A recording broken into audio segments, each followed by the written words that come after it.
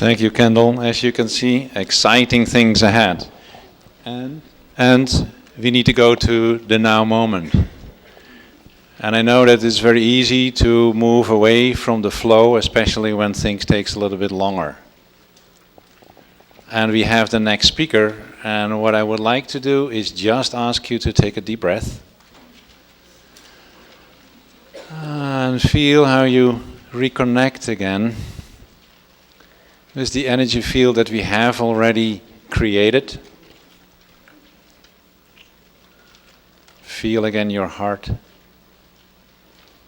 I know that that's the place from which you like to connect with the next speaker.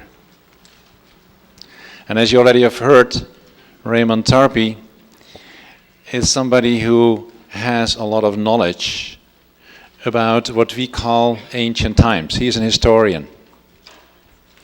He has been studying the Mayan civilization amongst others, and due to his work at the ARE, he got more and more interested in Atlantis and Lemuria. This is exactly what we talk about.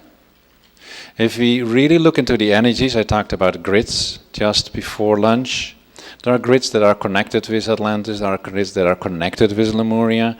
If you learn to be sensitive, you will understand that this third crystal skull event that has been organized, and the fourth one is like a movement between first Lemuria, then Atlantis. Now we are back in Lemuria, and next time we go to Atlantis. Raymond Tarpy is, I think in that sense, one of the best speakers on this subject, and I've never heard him before because it's the first time that he comes in the Crystal Skull conferences, and we are really happy that he is willing to join us. Ladies and gentlemen, Raymond Tarpy.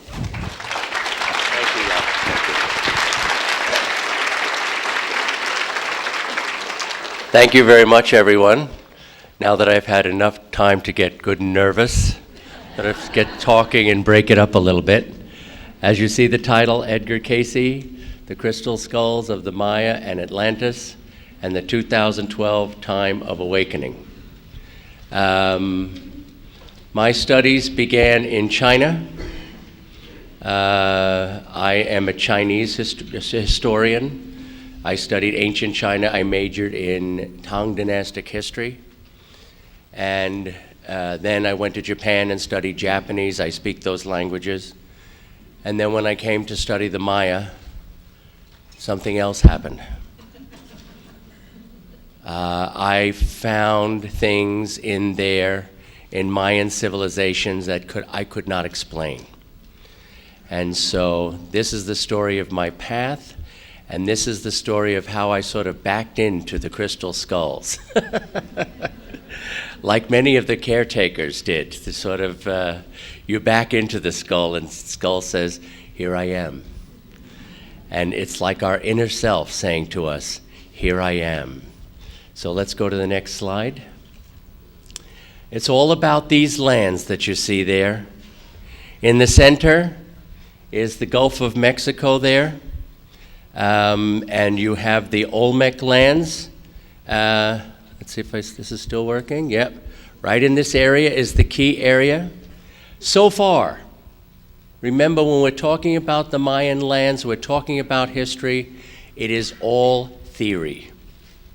We have not dug up even half the sites yet.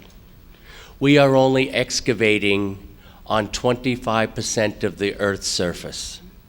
We do not have the technology yet to excavate under the ocean on the surface areas underneath there where ancient continents sank. And so we are just theorizing. As I said yesterday to a group, I said, hold on to your hats. It's going to change. A lot of the things that people are believing, please suspend your beliefs. Just study. Okay, this is the place of the Olmec culture, which archaeologists seem to find the most ancient sites there that they say this is the precursor culture of the Maya. It ain't necessarily so. We are now finding older sites in the Mayan lands that shocked us, one at San Bartolo. A fellow Dr. Saturno, I believe it was in the early 2000s here, who ran out of a rainstorm up at Naranjo or Nakbe, one of those sites up there, and just ran into a hole that the cave or the tomb robbers had made. And he shined his flashlight and he found a whole series of paintings exquisitely done with glyphs that the Mayans had no idea what they are. The precursor glyphs to the Mayan glyphs. So they used to say that the Mayan culture began in 250 AD because that's when the writing first appeared. This took it back another 500 years, just from a guy running into a hole and finding another picture that we never understood was there. Because under each site is a whole bunch of other sites. And they have to be very slow because they build and they decommission as they build. And it's site after site, and they can't get down to them because they'll destroy the present site. So it's going to be slow going, but it's going to be exciting and magical all the way. Okay, these are the two lands. The Olmec, as I said, was in the center. They were in the center, and they spread out like wings. Their culture spread to Mexico, the lands of the heartland of Mexico, and they spread to the Mayan lands over on the eastern side. So the western side are the Aztecs, the Mexica, the Mexicans, and on this side is the Mayan lands traditionally. Although there have been ancient Mayan cultures up here too, the Huasteca. Okay, let's go to the next. We know the Olmec were around. Excuse the old map. It's one of my old pictures from one of my visits to the museums. And you see all those sites, 1, 2, whatever it is, 20-something there. That's the places where Olmec relics, Olmec-style art pieces have been found. So we know, we've identified the Olmec style, and we know they were all over the place because we found their artifacts all over with distinctive Olmec markings. So there's a basis for this in the excavations, okay? This is a close-up or a better view of their site. You can see on the inset there, there's an inset right there where the Olmec are. And these are their three most famous cities, San Lorenzo, which flourished first. Then they went to their classic place, La Venta. You cannot see La Venta now because the Pemex, the Mexican oil company, is digging there. So they've moved a lot of the things out of there to a place called Villahermosa, and that's now sort of a Mexican, an Olmec museum. How many people have been to Villahermosa? Yeah, a lot of you here. Many woo-woos have been there. Okay. This is I use the term woo-woo because when we talk about what we talk about to the ordinary population, we get ooh-ooh. This is Tres Zapotes. That was the last major site, and then they shifted over that way. The civilizations tend to move because civilizations tend to fall. They usually fall because the top gets too heavy. Too many people, too few people are controlling most of the wealth. It's happened over and over and over again. And we have another opportunity to learn now. Okay, let's go to the next one.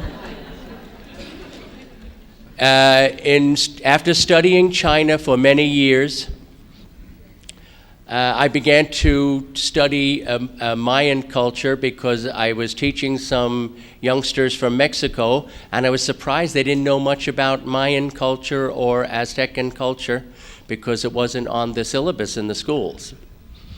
And so it was sort of a hidden layer. And so as I began to see things that shocked me, one of them is this, jade artifacts. This is an ornamental axe. And I found out that the Mayans are absolutely fascinated with jade. Only two cultures that I know of in the entire world esteem jade above gold, the Maya and the Chinese. So I was saying, interesting, okay. Then I'm wondering about all this, what this is. This is now called the Jaguar, like werewolf, the Jaguar motif. They're saying it is a devotion to the spirit of animals, because according to the American Indian, animals are as intelligent or more intelligent than humans. There's a lot of basis for this. And I always ask people, who hears better than we do? Who smells better than we do? Who feels better than we do? I think they even feel better too, yeah. And they have, and those extraordinary senses and powers, that's a power of intelligence. Only in the civilizations where we come from, the Eurasian, the human being has been put on the top. It's one of the things we have to consider in the modern age, that may not be so. There may be powers among those other species that we have no idea about. And there may be things set in the universe and on the earth that if they are abused in any way, they can come back at us. Bird flu, things like that can come out of the AIDS, that can come out of the animal world, that can take us down. So the Mayans are always concerned with guardianship, not dominion, guardianship. Okay, next one, dear. What? The mouse. Oh, the Jaguar motif. I forgot. I got lost there. And so it is a combination of spirit. They have a concept in Mexico called the Nahual. How many people have heard about that? Yes. The spiritual alter ego, the animal part of us, because animals were here longer than we are. And animals have gained a lot of experience and intelligence, and American Indians know that automatically, and they did not have civilizations that wiped the animal out. Most of the current major religions coming from Eurasia, the animals have been filtered out of their sacred books. Not so with the Maya. Okay, let's go. Then I came across this scene. This is a scene from La Venta. La Venta is a classic site of the Maya, around 900 CE, AD, if you like. And I saw those faces. I saw those elongated heads. If this had been found in Shang Dynasty, China, I would not be surprised. So I was shocked. It's a diorama. They're miniature figures, but most of them are made of jade. And the central figure there is red granite. And that is exactly what Edgar Casey said. I'll tell you about that later. Red granite is very important because Edgar Casey, as I later found, said that the American and the Atlantean lands are red. It's not a racial thing, it's another dimension of races in the world that came through Edgar Casey. The races are representative of a different spirit resonance, of a different even sensory assignment that they are to work on in this plan of revelation that Edgar Casey talked about. Okay, so also these stelae, those tall pillars, where they make inscriptions. Ancient societies made inscriptions on tall stelae. There's an element in there called bird script, which many Chinese scholars are interested in because they're very similar to Chinese. So when I found all this out, I'm wondering, what is going on? How could China have come to these lands when the mainstream histories are saying nothing, zero about it? They all came over as hunter-gatherers across the Bering Strait. It's not holding up. It's breaking down all around. Okay, next one. Here's another picture of that jaguar motif, and here they are, and I saw their faces. They sure look like Chinese people to me. And this is ancient. This is very ancient. Okay, next one. Then I saw this. This is a Mayan glyph, ancient Mayan glyph, showing the goddess of the moon, Ixchel, with a rabbit. I saw this, I said, oh, come on. Come on, that's too much. There's a very exact image in China, and it's Chang'e and Bai Tu. Chang'e is the goddess of the moon, as is Ishtel with her companion, the rabbit. Whoa. Okay, next one. Here is a modern version of it. So these are the things we look for in history. We read in between the lines. You read the ancient books, and you can find information in between the words and around the words and nuances that are there with information for us. Next one. Then I saw this type of motif, art motif, where the entire tripod, this is called a ding, and only certain Shang rulers could own one. Other minor nobles could own lesser ones. There was a sort of a gradation of form. But the interesting thing is that the entire thing is an animal. The entire thing is one living creature. It is a what we call the Tao Tie motif.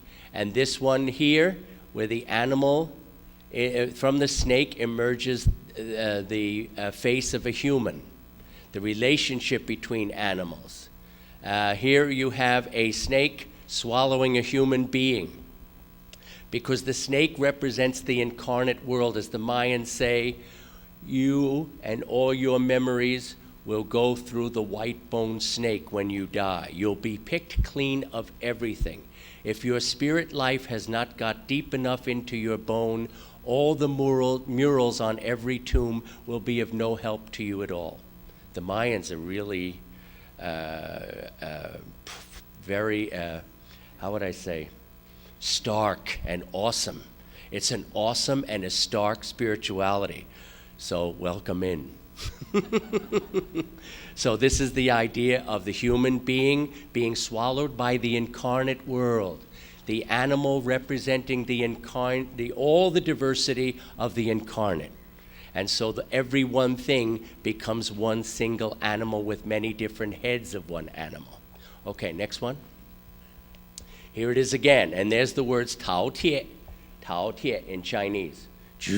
I'm glad I'm not writing anymore. I use the computer. Look at all those strokes you'd have to remember. But anyway, it is, at the bottom is the word for food. And this is feathers and also the dark of night and sort of uncomfortable things, and the dragon. So it has the idea of the roughness of the incarnate world. It's not easy here. It's designed to be a little tough for us because we're sort of stubborn learners. We're a stubborn species, basically. And so the incarnate is designed. This is a Mayan bowl. This is a Chinese one, and the entire thing is one single animal. So that's the Tao Tie technique or motif. Next one. Then I found this. Now, I had studied Chinese for many years. After you get to know a language, know the culture, you get the aroma, the smell of it. And I found a secret that I thought all other Chinese did not know. And that is, Chinese people in ancient times saw no difference between blue and green. For a lot of people, that's hard to understand, but the color spectrum can be cut anywhere. And think of the waters in the tropical forest, blue and green at different times, and you can see how that could happen. And then I found this. This is sort of Kilroy was here. This is Yash in Mayan, and it means first precious green, and it's blue-green. The Mayan did not discriminate between blue and green, the ancient Maya. So even Japanese today will call this signal light blue. Vietnamese still have it. I checked Japan, I checked all over Asia in the Chinese spheres, and they all have it in the residue and what's in the subconscious of the culture now existent. Okay, next one. Then I found this. This is a stela from about, BC, early BC, I forget exactly the year. And look at those pyramids down underneath there. You see the pyramids? Look at the water. Does it remind you of a boat? That's a big hint that there was diffusion at an early date. And so they're telling us, and we have a wizard there. Do you see a wizard there? I can't see him from this angle. Where's my wizard? Is he over there? Thank you very much. Would you do that for me sometimes? I appreciate it. And the wizard is over here. Yeah, here he is. Okay, shamans apparently escaped from some place over the water. There's the water motif with the tree of life. So that was a big hint to me that there was diffusion at an early date, prehistoric. But the problem is, no mainstream historian was backing me up. So I have a sister-in-law named Frieda. She's from Germany. She was woo-woo from the get-go. And I was complaining about all this to her. And she said, why don't you read Edgar Casey? And I said to her, I don't want to read any of that psychic crap. I want fact. But when you get desperate enough, I picked it up, and since my life has never been the same. Okay, so let's go to the next one. There he is, Edgar Casey. This is the guy. How many people have been in ARE or have heard of Edgar Casey? Great. Whoa, yeah, okay. It's one of those incarnate stakes in the world. They've been there for many years. They're there. They'll be there forever. And I'm so happy to have organizations like this, like the Theosophical Society, that have been around for a long time, that really are the incarnate stake of the spirit work in the world. Okay, so Edgar Casey is the one sleeping prophet. He saw many things. He spoke of ancient continents. Unfortunately, he didn't write too much about Mu Lemuria, except for the fact that he said ancient Atlantis was, somebody asked him, in which ancient civilization did they reach the highest level of spirituality? And Edgar Casey said, Mu Lemuria. So it's my thing, it's my idea that Mu Lemuria is rising. Atlantis is rising, but so also is Mu Lemuria, and I'm going to show you the ruins, okay? Here's Edgar Casey. Okay, next one. Edgar Casey saw into the Akashic record. He went to sleep or in a trance, and he would see things and start talking. When he woke up, he had to ask everybody what he remembered one thing.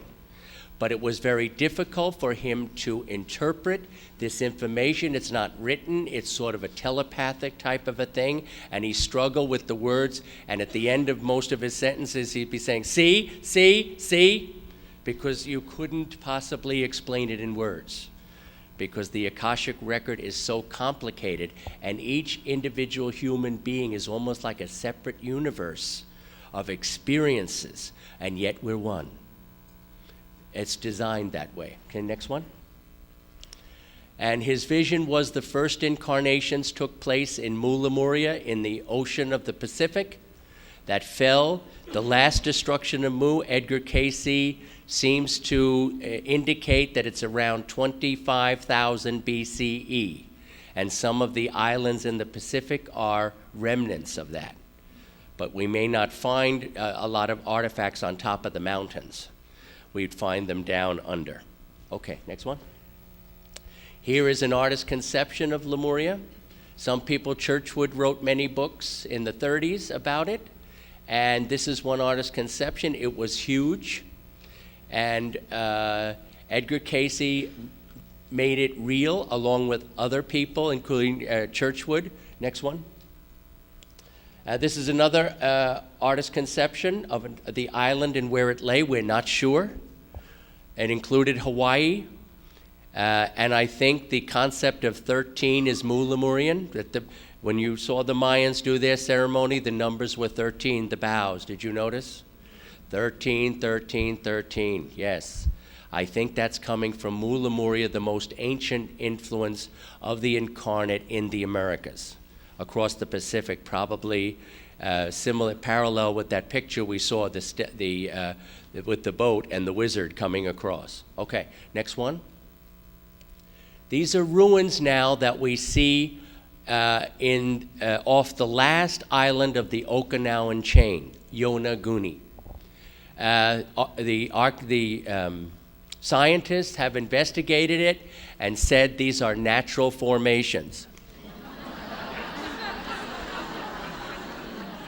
So let's explore the natural formations for a while. Okay, next one. Here's another natural one.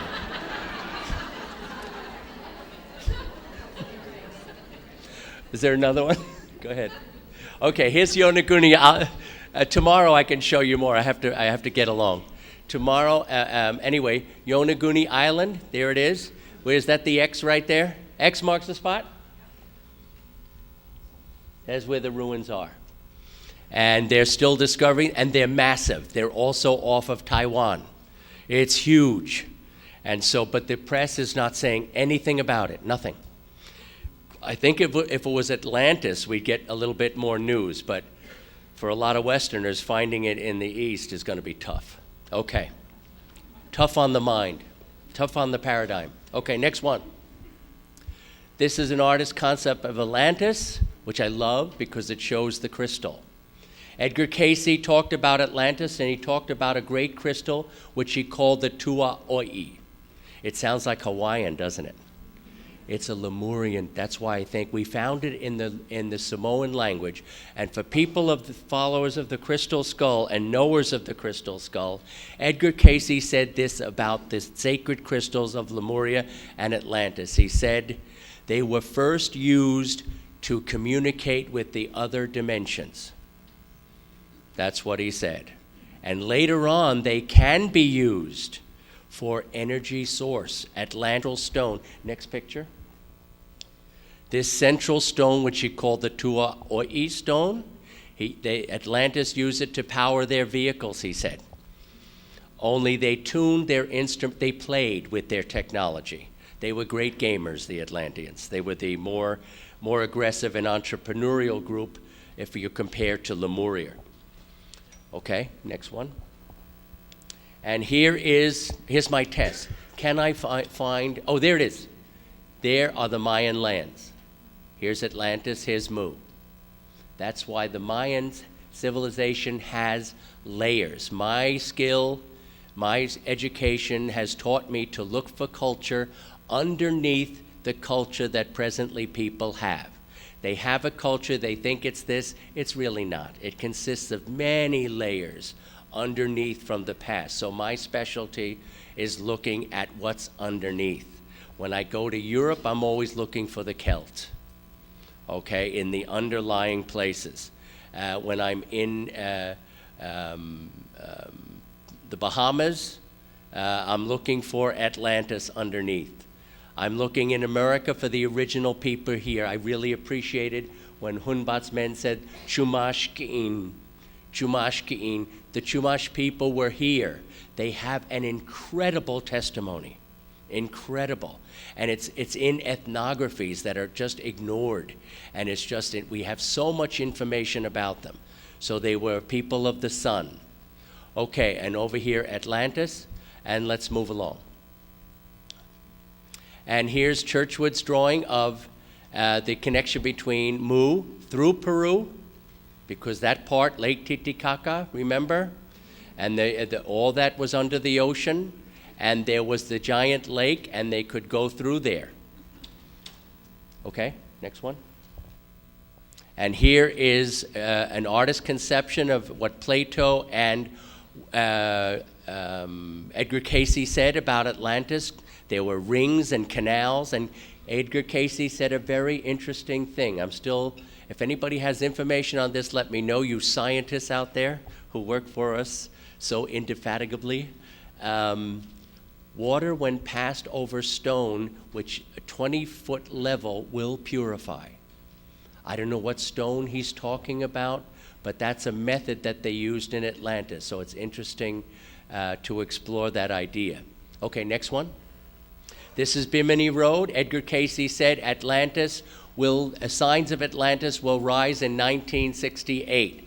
Guess when Bimini Road was discovered? 1968. The scientists are calling it beach rock, but there's no other sample of beach rock like that in the world. It's an original. So, but we'll wait. Those Those scientists keep at it. They keep at it. Edgar Casey said, stick close to science. Don't go too far away. Stick close, because they do a lot of work for us. They do a lot of the grunt work for me, I know. And the archaeologists. Let's hear for the archaeologists. Yeah. The diggers. The diggers. I don't want to go out there and dig. I just want to read the books. Yeah. Too many mosquitoes out there. Okay, next one. Here's Bimini Road. They're calling it Beach Rock. It's still undecided, but we're looking. Okay, next one. Edgar Casey said an interesting thing. Once I started reading him, I continued. He talked of a being named Amilius, Amilius. Amilius was a great soul. According to Edgar Casey, we are all spirit beings, star people. He just said spirit beings. That's who we are. It's our legacy and our destiny, only we forgot. This incarnate world is too much with us. Attachments make you heavy and dense. This Amilius, Edgar Casey said he arrived in Atlantis, or he did these great things in Atlantis 198,000 years before the arrival of Ram in India. When did Ram arrive? It could be 2000 BCE when the Aryans arrived, or it could be way before that in the ancient parts of India. So at least 200,000 years ago, there was this being Amilius, and I show this picture of the chakras because Edgar Casey told a strange tale. He said that at this point, because the beings on the earth had forgotten who they are, they were involved with because you could create everything with thought form. You could, whatever you wanted, you could create, and it got more and more fun, as long as you could get back. But once you got attached to that pleasure of the density, you began to find ways to like that density, and here we are. I'm involved also. I didn't want to come back here this time. When they threw in wine and cheese, I said, okay.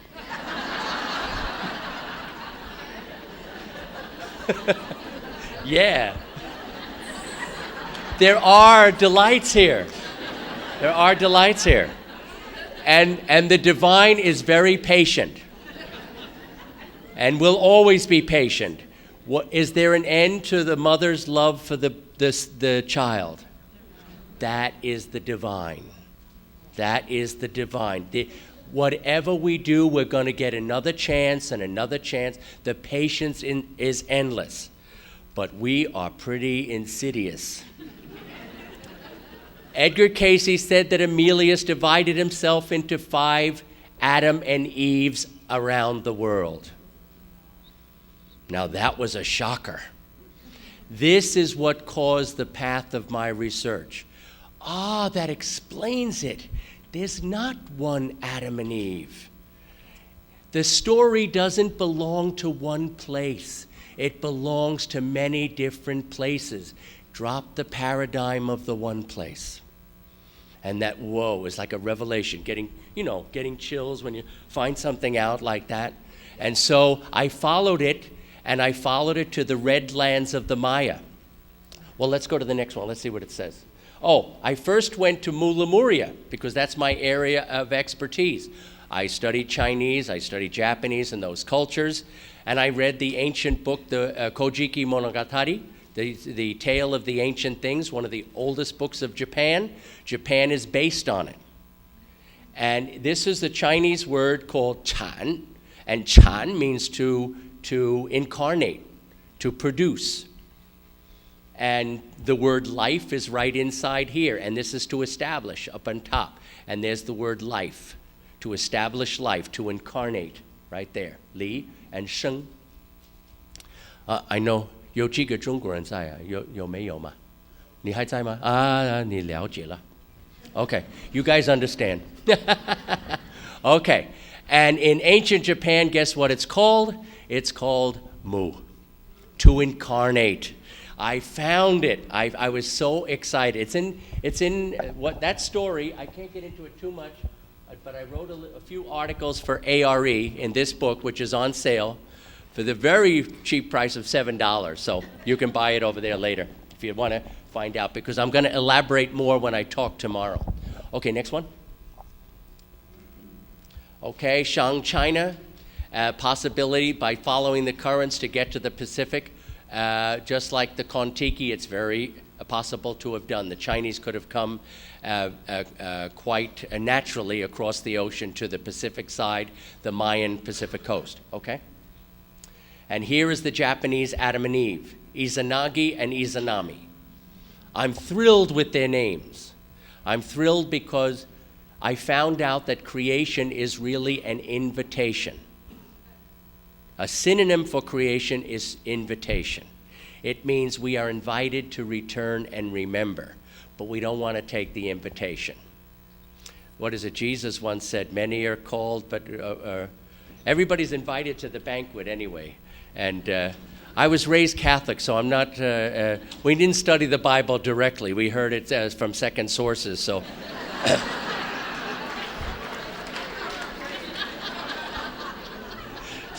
So I'm suffering from that now. I have to read it again. Edgar Casey read it over and over and over again in order to, because he was giving these strange readings. And this guy is a Christian in Kentucky in the early 1900s. How is he getting away with doing these readings? But in the small town where he lived, they all protected him. Because he healed. Most of his readings were about healing, so he was it's a miracle. Sometimes the universe just provides a magical road for souls. The universe just provides a magical road for souls to manifest spirit when the time has come to manifest. Izanagi and Izanami means he who invites and she who invites. That is the Japanese translation of Adam and Eve. They are inviters. They are direct infusions of divine spirit into the world at crucial times when we need help. Right now, we are in the Katun Kan Ahau. We are in 4 Ahau. And there will be scarcity of food and many will die. That's happening. And also, this was the Katun in which Chichen Itza was established and the great teacher arrived. That could be the crystal skulls. The great teacher is supposed to rise before 2012, between here and 2000, the end of the Mayan calendar. Okay? So keep watching. Okay, next one. And here's the Adam and Eve we all know. Leaves and all. And he also assigned them a sense. The Adam and Eve of Europe, of the Carpathians, has the white resonance, he said. Remember I told you that the Adam and Eve of the Maya have the red resonance. And they have a sense, one of our 5 senses attached to them, the 5 Adam and Eves, and the sense attached to the Adam and Eve of Europe, of the lands of the white resonance, is white color. White includes all the other color, and the sensory assignment is the sense of sight. So that's their fall, and that's their strength. Their fall is they think they have the vision for everybody. And that's why we're going through what we're going, because that's what they do. It's a good thing, but it is also their fall, as we're finding out now, that we're coming to an end of a period of rise, and we're coming to a reset button time. Okay, next one. And here is the Mayan Eve. The Adam of the Maya is the crystal skull, the skull. Because what happened was, okay, this is the I'm skipping a lot of bases. There's Eve, and she's got a heart that she's made. Well, no, she doesn't have it yet. She's being cast out by her father because she was impregnated by a skull in a tree. It's a wild story. It involves impregnation by spitting in the hand. The old spit in the hand trick. We know that one.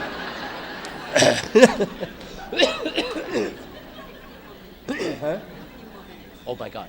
Okay, go to that one. Okay, go there. I'm running out of time. I knew it. Okay. Oh no, it's all right. I'm giving more lectures tomorrow.